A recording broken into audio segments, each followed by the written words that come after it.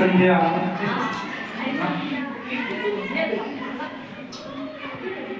5 दिसंबर है ना, और कल 6 दिसंबर है। आप सब जानते हैं मानव नहीं बल्कि महामानव,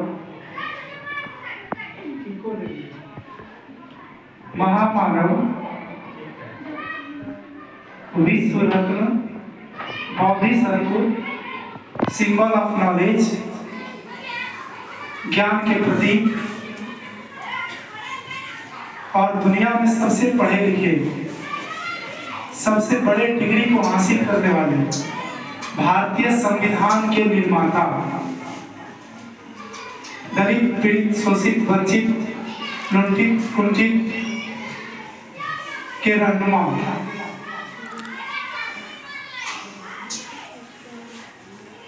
हम सबों के मसीहा, नारी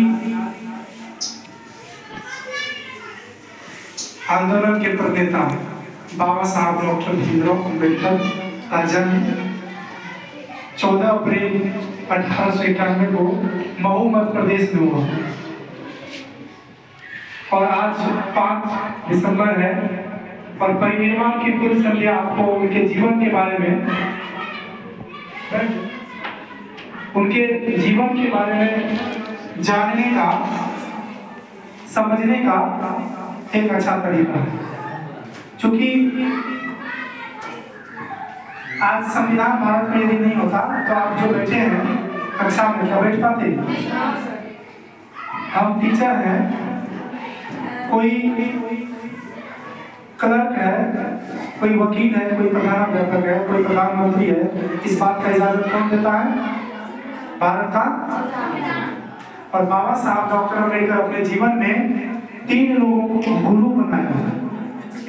जानते हैं आप लोग? क्लास 10 के बच्चे जानते होंगे, जो जानते हैं खड़े होकर बताइए। बुद्ध, कबीर और ज्योतिबा फुले को उन्होंने गुरु बनाया। बुद्ध, कबीर और ज्योतिबा फुले को उन्होंने अपना गुरु माना। कौन? किसको किसको? बुद्ध, कबीर, ज्योतिबा फुले। इन तीनों में कुछ गुण तो होगा। और बाबा साहब ने 3 मंत्र भी दिया, 3 गुरु भी किया, 3 मंत्र भी दिया। मंत्र जानते हो? कौन जानते बाबा साहब के 3 मंत्र? और वही मंत्र सफलता का मंत्र है।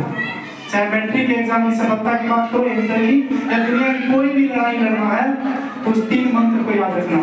मंत्र बता रहा हूं। पहला मंत्र है शिक्षित बनो। क्या है? पहला मंत्र क्या है? पहला मंत्र क्या है?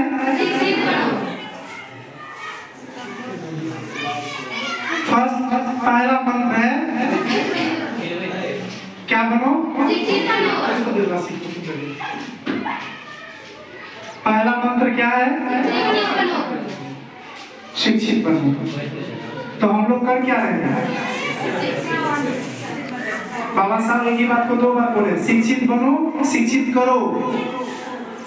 यदि हम शिक्षित हो गए तो आपके आसपास में जो बच्चे अभी मछली पकड़ रहे हैं, जो बच्चे अभी स्कूल तक नहीं पहुंच पा रहे हैं, उनको स्कूल तक लाना किसका काम है?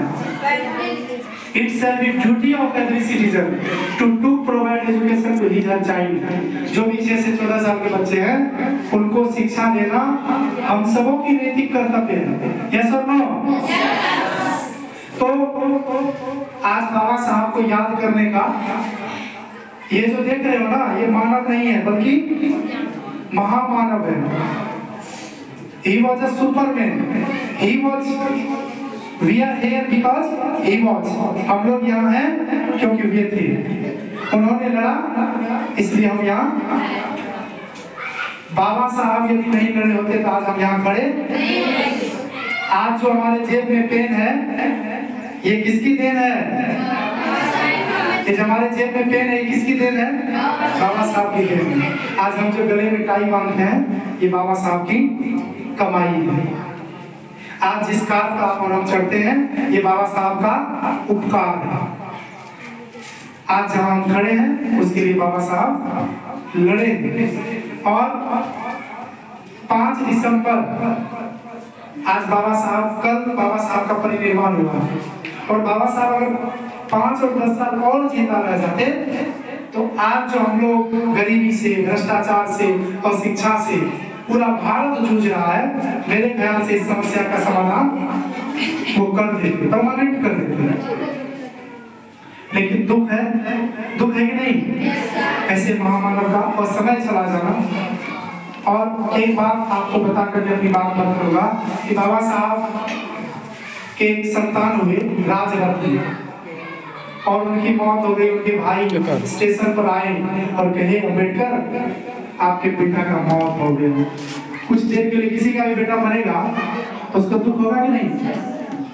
वो कुछ देर के लिए स्तब्ध हो गए, हाथ से पैर छूट गया और फिर कहा मेरा बेटा मरा है तो जाकर के उसका अंतिम संस्कार कर दीजिए। कहा अंतिम संस्कार आप नहीं जाएंगे? बोला नहीं, क्योंकि मैं करोड़ों बेटा के चलते करोड़ों बेटा का बलि नहीं दे सकता। और वो बाबा साहब डॉक्टर अम्बेडकर लंदन गवर्नमेंट सम्मेलन में चले गए। तो बाबा साहब का एक, आप जानते हैं महान आंदोलन, जो पानी पीने का अधिकार था, एक तालाब में जानवर पानी पी सकता था, लेकिन जो दलित वर्ग के लोग हैं उस समय उनको उस तालाब में पानी पीने तक का अधिकार, तो उसके लिए कौन लड़े थे? ये लड़ाई ठीक था कि गलत था?